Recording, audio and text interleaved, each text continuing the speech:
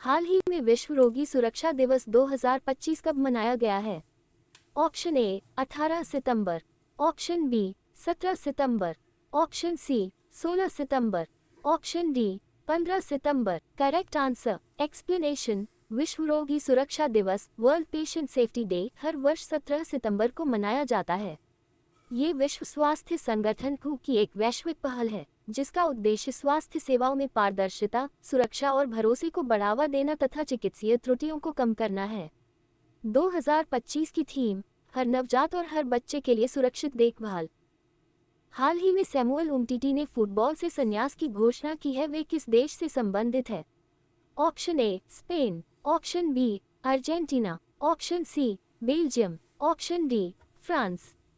Correct answer explanation. France के 2018 FIFA विश्व cup विजेता डिफेंडर सैमुअल उमटीटी ने 15 सितंबर 2025 को मात्र 31 वर्ष की आयु में पेशेवर फुटबॉल से सेवानिवृत्ति की आधिकारिक घोषणा कर दी। कभी यूरोप के सर्वश्रेष्ठ सेंटर बैक्स में गिने जाने वाले उमटीटी का करियर घुटनों की लगातार चोटों के कारण बुरी तरह प्रभावित हुआ, जिसने उनके खेल जीवन को समय से पहले समाप्त कर दिया। निम्नलिखित में से कौन सा देश वर्ष 2027 में स्क्वैश शिखर सम्मेलन की मेजबानी करेगा? Option A Pakistan, option B Bharat, option C Chin, option D Kyrgyzstan. Correct answer explanation. Pakistan वर्ष 2027 में शंघाई सहयोग संगठन स्क्वैश शिखर सम्मेलन की मेजबानी करेगा।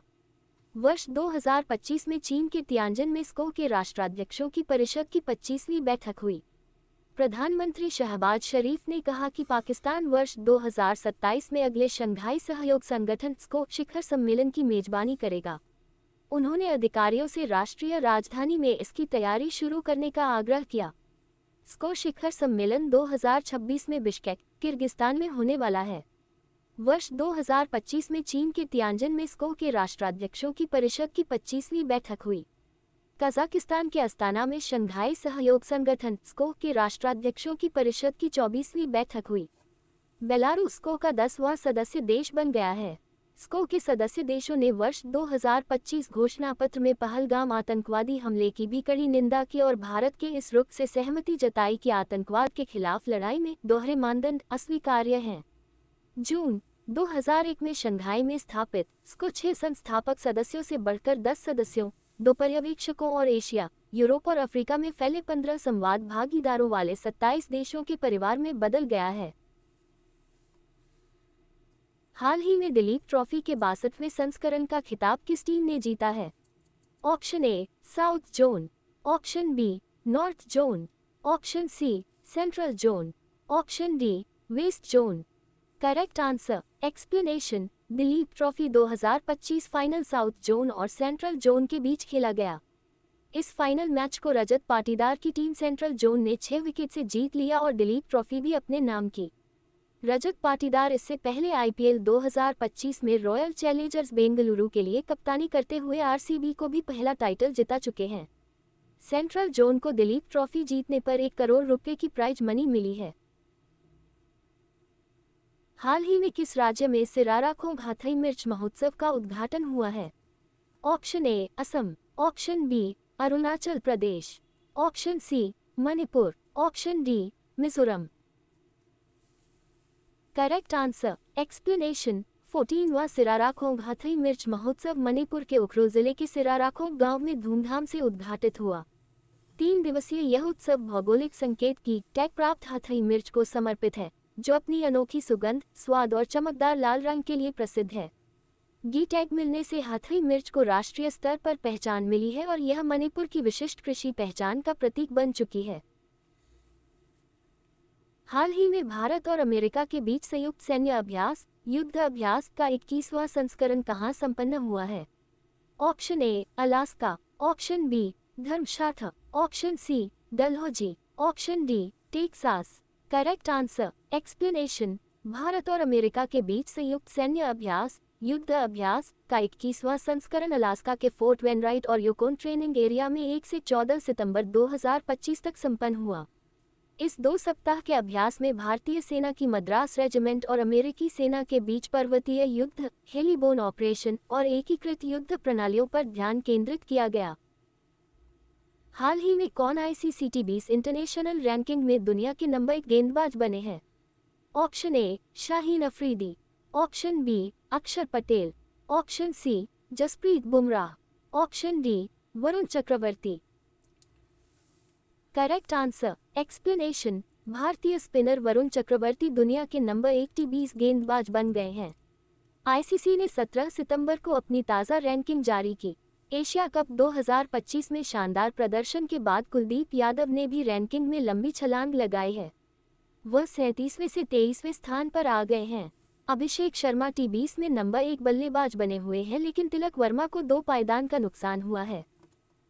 हाल ही में एक्मे ग्रुप और जापान की यही कॉरपोरेशन द्वारा स्थापित की जा रही भारत की सबसे बड़ी ग्रीन अमोनिया परियोजना किस राज्य में है?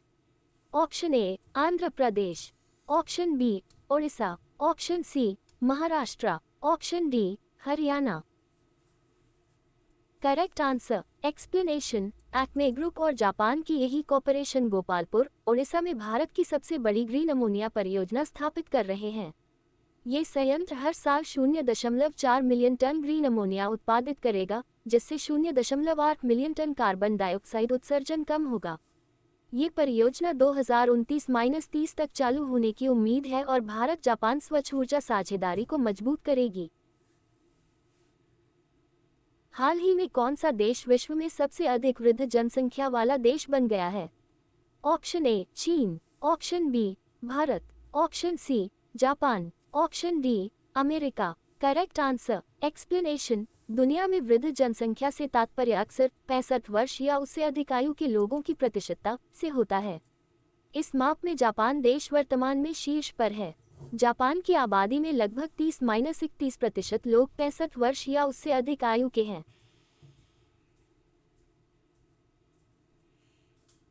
हाल ही में अंतर्राष्ट्रीय इलेक्ट्रोटेक्निकल आयोग की 89वीं आम बैठक की मेजबानी कौन सा देश कर रहा है? Option A Bharat, option B America, option C UAE, option D Japan. Correct answer explanation. अंतर्राष्ट्रीय इलेक्ट्रोटेक्निकल आयोग IEC की 89वीं आम बैठक की मेजबानी भारत करेगा, जो 15 से 19 सितंबर 2025 तक नई दिल्ली में आयोजित होगी। ये बैठक भारत मंडपम में हो रही है और इसमें 100 से अधिक देशों के 2000 से अधिक विशेषज्ञ शामिल होंगे। मुख्य बातें: देश भारत, शहर और स्थान नई दिल्ली, भारत मंडपम। तारीखें 15-19 सितंबर 2025। आयोजन भारतीय मानक ब्यूरो BIS द्वारा आयोजित। शामिल होने वाले लोग 100 से अधिक देशों के 2000 से अधिक वैश्विक विशेषज्ञ। उद्घाटन समारोह केंद्रीय मंत्री प्रल्हाद जोशी करेंगे, जबकि केंद्रीय मंत्री पीयूष गोयल प्रदर्शनी का अनावरण करेंगे। महत्व: यह आयोजन भारत के लिए वैश्विक तकनीकी सहयोग और मानकों पर चर्चा का एक महत्वपूर्ण अवसर है, जिसमें टिकाऊ और कनेक्टेड भविष्य के लिए इलेक्ट्रोटेक्निकल मानकों पर विचार विमर्श किया जाएगा।